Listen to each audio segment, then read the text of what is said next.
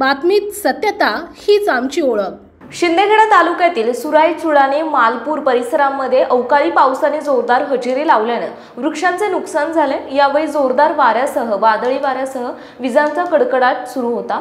यामुळे शेतकऱ्यांची दयनीय अवस्था झाली आहे, तर शेती पिकाचेही मोठे नुकसान झाले। वेगवान वाऱ्यामुळे मालपूर गावात बस स्टँड विभागात मोठमोठी झाडे मुळासकट उपटल्याने काही तास रहदारी थांबली होती।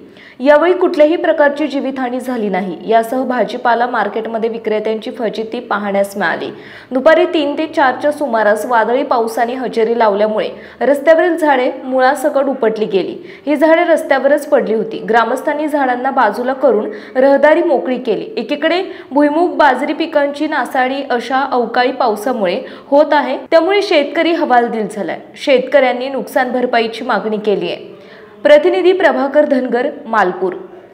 आपल्या परिसरातील महत्त्वाच्या बातम्या पाहण्यासाठी आजच आमच्या JBTV न्यूज चॅनलला YouTube वर सबस्क्राइब करा आणि बेल आयकॉन प्रेस करा।